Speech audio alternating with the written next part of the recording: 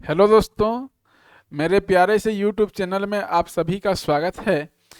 आज हम ionic equilibrium के जेई मेंस 2025 के क्वेश्चंस करेंगे, जिसमें हम क्वेश्चन के साथ साथ कॉन्सेप्ट भी सीखेंगे। यदि आपको कुछ भी नहीं पता है तो टेंशन लेने की ज़रूरत नहीं है, क्योंकि हम क्वेश्चन के साथ साथ कॉन्सेप्ट भी सीखते जाएंगे। तो चलिए स्टार्ट करते हैं प्रीवियस ईयर क्वेश्चन। तो देखिए, सबसे पहला ही क्वेश्चन क्या है यहाँ पर, arrange the following in increasing order of solubility. ठीक है, arrange the following increasing order of solubility product calcium hydroxide, silver bromide, lead sulphide and HgS, इतना दिया हुआ है। तो हमें यहाँ पर सीधा सीधा कॉन्सेप्ट क्या है कि ये जितने भी साल्ट दिए हुए हैं सभी की KSP वैल्यू हमें पता होनी चाहिए। यदि KSP वैल्यू है तभी हम कंपेयर कर पाएंगे। और याद रखिए, KSP की वैल्यू जितनी अधिक होती है सॉल्युबिलिटी उतनी ही अधिक होती है। ठीक है, सॉल्युबिलिटी उतनी ही अधिक होती है। तो हमको KSP वैल्यू हमें पता होना चाहिए। तो याद रखिएगा, सबसे पहले कैल्शियम हाइड्रोक्साइड दिया हुआ है। कैल्शियम हाइड्रोक्साइड की KSP वैल्यू जो होती है वो होती है 10⁻⁻⁶। ठीक है, उसी प्रकार से देखिए सिल्वर ब्रोमाइड का दिया हुआ है। सिल्वर ब्रोमाइड जो है उसकी KSP वैल्यू होती है 10⁻⁻13। और इसके अलावा यहाँ पे लेड सल्फाइड है। लेड सल्फाइड की जो KSP वैल्यू होती है 10⁻28। और एक क्या बच गया, HgS बच गया। HgS का होता है 10⁻52। तो हमको KSP की वैल्यू पता चल गई तो हमें सॉल्युबिलिटी भी पता चल जाएगी। और हमें क्या बोल, increasing order of solubility product बोला है। तो सॉल्युबिलिटी प्रोडक्ट देख लो, हमें सबसे इंक्रीजिंग बोला है तो सबसे अधिक कैल्शियम हाइड्रोक्साइड का होगा, उसके बाद जो है सिल्वर ब्रोमाइड का होगा, उसके बाद लेड सल्फाइड का होगा, उसके बाद मरकरी सल्फाइड होगा। तो हम अकॉर्डिंग टू डाटा हमारा आंसर क्या होने वाला है, ऑप्शन नंबर 4, ये हमारा करेक्ट आंसर हो जाएगा। दोस्तों क्लियर है? चलिए आगे बढ़ते हैं। पहला क्वेश्चन समझ में आया होगा, आगे बढ़ते हैं। आगे क्या बोलता है कि KSP for CrOH3 is 1.6 into 10⁻⁻30। ठीक है, CrOH3 के लिए क्या दिया हुआ है, KSP की वैल्यू दी हुई है 1.6 इंटू 10⁻⁻30 दी हुई है। हमको मोलर सॉल्युबिलिटी निकालना है। क्या निकालना है, मोलर सॉल्युबिलिटी निकालना है। मतलब हमें S का मान निकालना है। तो हमें S का मान कैसे निकालेंगे, देख लो। हमारे पास दिया हुआ है CrOH3 दिया हुआ है। ये जो है 2 पार्ट में डिवाइड होगा, Cr3 plus thrice OH minus ion, ये 2 पार्ट में डिवाइड हो जाएगा। अब हमें क्या करना पड़ेगा, KSP में किस प्रकार से लिख सकता हूँ, KSP is equal two chromium 3 plus, और मैं यहाँ पे OH माइनस आयन का क्यूब लिख सकता हूँ, क्योंकि जो स्टोचियोमेट्री है वो ऊपर पावर में चला जाता है, तो मैं पावर के रूप में लिख दिया हूँ। तो मुझे मैं यहाँ पे लिख सकता हूँ S, और OH माइनस के लिए मैं 3S लिखूंगा, क्योंकि स्टोचियोमेट्री 3 है और उसका पावर भी 3 है, तो मैं 3S क्यूब लिख सकता हूँ। अब मैं यहाँ पे लिख सकता हूँ S इंटू 3 3 जा 9, 9 3 जा 27 क्यूब। तो मैं इसको लिख सकता हूँ 27S4 is equal to KSP, मैं ऐसा लिख सकता हूँ। अब हमको क्या करना है, 27 को इधर ट्रांसफर कर दो, बराबर मैं S4 लिख सकता हूँ, या मैं इस तरह से भी लिख सकता हूँ 4 KSP अपन 27 इज इक्वल टू S। तो ये हमारा आंसर निकल के आएगा, S is equal to KSP अपन 27 अंडर रूट ये 4 हो जाएगा, या 1/4 हो जाएगा। तो इसका ऑप्शन कहाँ पर है, देख लीजिए। इस प्रकार का ऑप्शन जो है हमें ऑप्शन नंबर 3 में देखने के लिए मिलता है। तो हमारा जो करेक्ट आंसर हो जाएगा ये 3 हो जाएगा। ये मैंने आपको सॉल्व करके यहाँ पे बताया है दोस्तों। आई होप ये सेकंड क्वेश्चन भी आपको क्लियर समझ में आया होगा। ठीक है, ये हमारा आंसर निकल के आएगा। ओके दोस्तों, चलिए अगला क्वेश्चन देखते हैं। क्वेश्चन नंबर 2 यदि समझ में आया है तो क्वेश्चन नंबर 3 देख लो।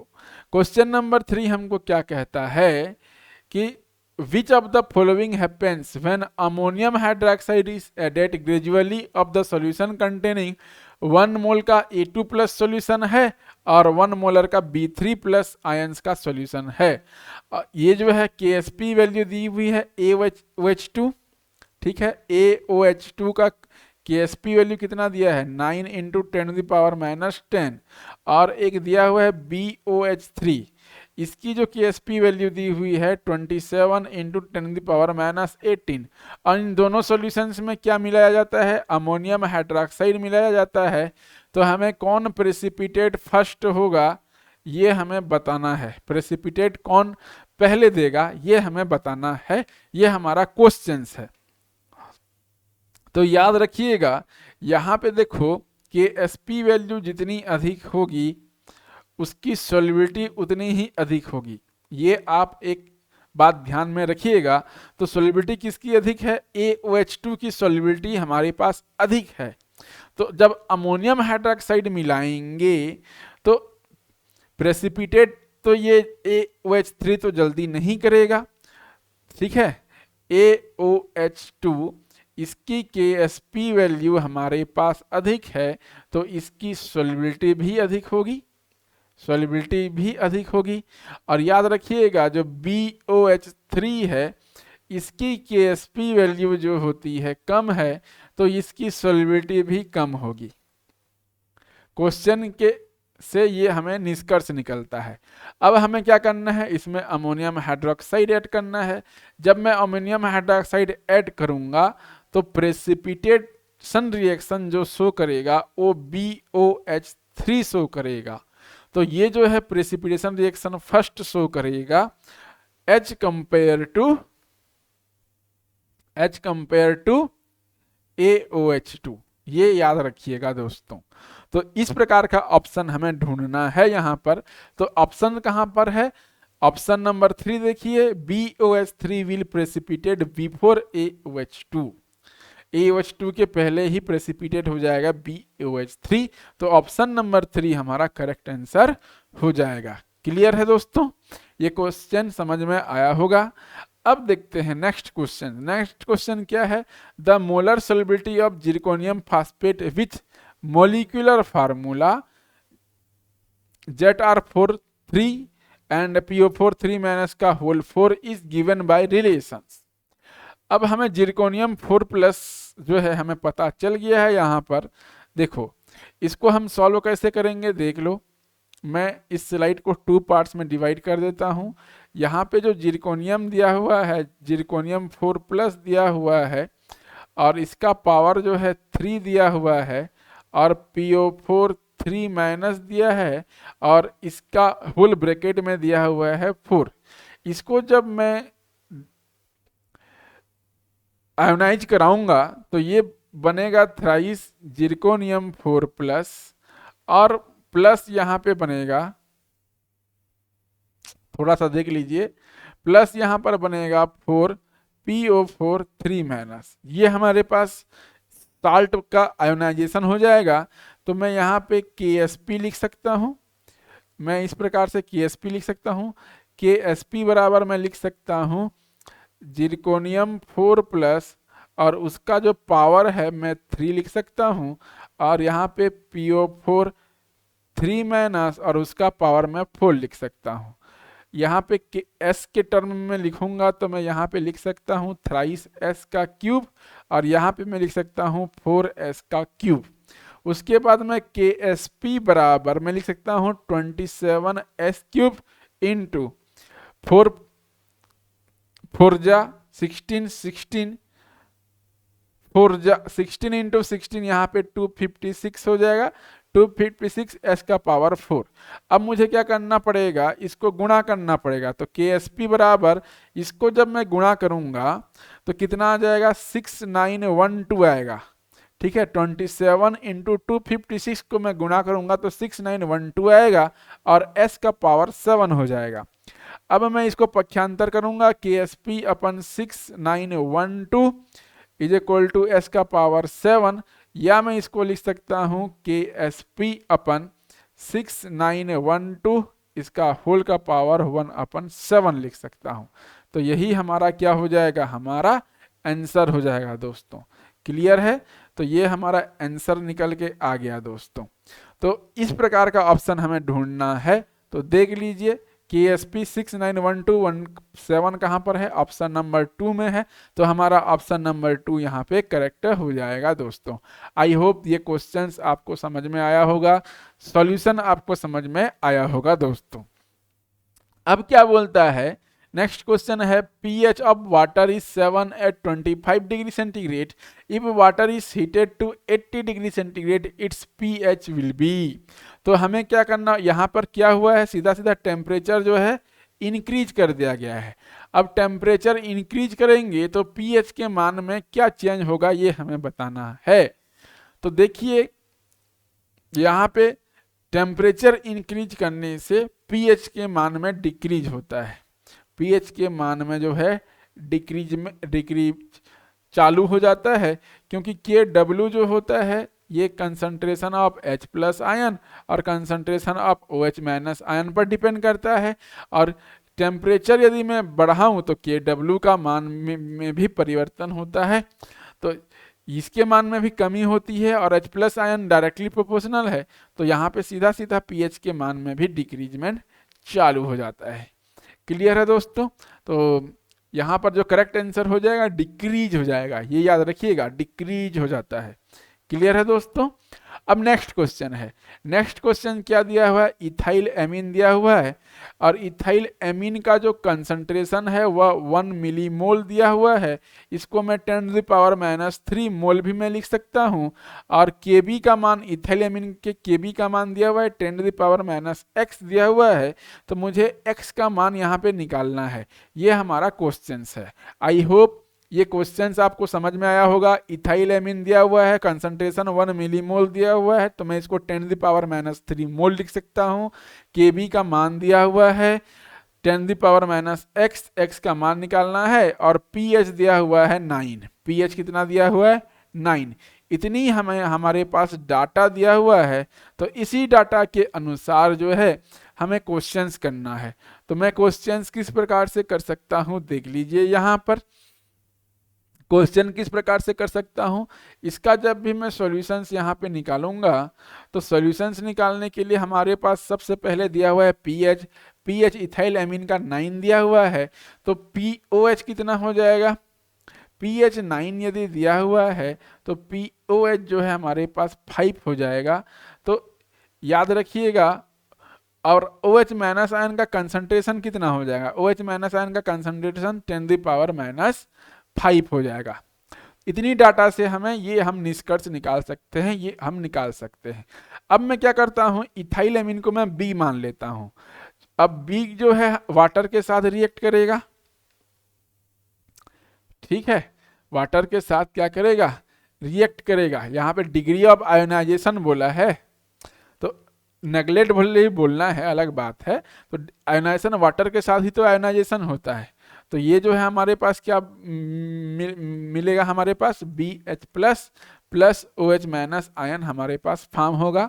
अब OH- आयन का कंसंट्रेशन हमारे पास दिया हुआ है, तो यदि मैं एज्यूम करता हूं, लेट अस कंसीडर, हमें क्या कंसीडर करना है, हमें कंसीडर करना है यहाँ पर जो सॉल्युबिलिटी है, सॉल्युबिलिटी जो है वो जो है OH- आयन का हमें x लेना है। कितना लेना है, x लेना है। और जो B का लेना है वो जो है C-x ले लेना है। कितना ले लेना है, C-x ले लेना है। अब मैं यहाँ पे Kb तो लिख सकता हूँ, Kb बराबर होता है प्रोडक्ट अपन रिएक्टेंट। क्या होता है हमारे पास, प्रोडक्ट अपन रिएक्टेंट। तो प्रोडक्ट क्या है, BH+ और OH- आयन। उसी प्रकार से रिएक्टेंट क्या है यहाँ पर, बोरान है यहाँ पर। और यहाँ पे वाटर का जो है नेगलेक्ट लिया जाता है, ठीक है। मीडियम जब वाटर हो तो उसका कंसंट्रेशन लेते नहीं है।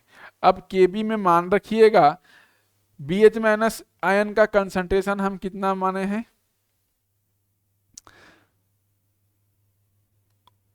यहाँ पे क्या माने हैं, बी एच प्लस का एक्स माने हैं, कितना माने हैं, एक्स। बी एच प्लस का भी हमें क्या मानना है, उसको भी हमें क्या करना है, एक्स लेना है। बी एच प्लस का भी हमें उसको क्या लेना है, एक्स लेना है सॉल्युबिलिटी। तो सॉल्युबिलिटी जब एक्स होगा तो मैं यहाँ पे एक्स इंटू एक्स मान रख सकता हूँ। और बोरान का हमें क्या लेना है, सी माइनस एक्स लेना है। तो यहाँ पे मैं सी माइनस एक्स लिख देता हूँ। अब के बी बराबर एक्स स्क्वायर, यहाँ पे एक्स स्क्वायर अपन सी माइनस एक्स। अब यहाँ पे वैल्यू रखिए, एक्स की वैल्यू कितनी दी हुई है, एक्स की वैल्यू 10⁻⁻5, तो 10⁻⁻5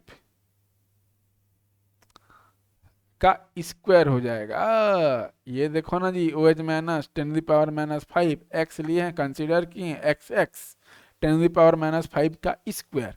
अपन क्या करेंगे, कंसंट्रेशन कितना दिया हुआ है जी, कंसंट्रेशन कंसंट्रेशन हमारे पास दिया हुआ है 10⁻⁻3। तो मैं यहाँ पे 10⁻⁻3 लिख सकता हूँ। और x की मान कितना दिया है, 10⁻⁻5। बस इतने को हमें सॉल्व करना है। 10⁻10 अपन यहाँ पे मैं क्या लिख सकता हूँ, 10⁻3 लिख सकता हूँ। क्यों, 10⁻5 जो है नेग्लिजिबल है 10⁻3 की तुलना में। तो इसका मान आ जाएगा 10⁻7। कितना आ जाएगा, 10⁻7। तो याद रखिएगा, जो के बी का मान आया और के बी का मान 10⁻7 आया। तो के बी का मान क्वेश्चन में 10⁻x है। तो दोनों को कंपेयर करो। जब मैं कंपेयर करूंगा तो x की जगह क्या है, 7 है। तो x का मान कितना आ जाएगा, 7 जी। x का मान कितना आ जाएगा, 7। यही हमारा आंसर है, यही हमारा क्या है, आंसर। तो नियरेस्ट इंटीजर बोला है तो 7 हमारा आंसर निकल के आएगा दोस्तों। आई होप ये क्वेश्चन भी आपको समझ में आया होगा। और नेक्स्ट क्वेश्चन है, total number of non bonded electrons present in NO2 minus. यदि हमको स्ट्रक्चर पता है तो हमें जो है लुईस डॉट स्ट्रक्चर ना, लुईस डॉट स्ट्रक्चर पता है तो हम जो है यहाँ पे निकाल सकते हैं। अब निकाल लो जी। ये देखो लुईस डॉट स्ट्रक्चर है तो नॉन बॉन्डिंग इलेक्ट्रॉन कितने हो जाएंगे, नॉन बॉन्डिंग इलेक्ट्रॉन, ये हमारे पास डायग्राम दिया है। तो non bonding electron equal to 12 हमारे पास निकल के आएगा। और यही हमारा क्या हो जाएगा, आंसर हो जाएगा दोस्तों। यही हमारा आंसर हो जाएगा। क्लियर है दोस्तों। तो ये हुआ हमारा जो प्रीवियस ईयर क्वेश्चन जितना भी है उसको हमने यहाँ पे सॉल्व किया है। आई होप आपको ये वीडियो लेक्चर आपको समझ में आया होगा। जितने भी कॉन्सेप्ट हैं आपको समझ में आए होंगे। ये वीडियो आपको पसंद आया होगा। यदि वीडियो पसंद आया है तो चैनल को लाइक कीजिए, शेयर कीजिए, सब्सक्राइब कर दीजिए दोस्तों। तो थैंक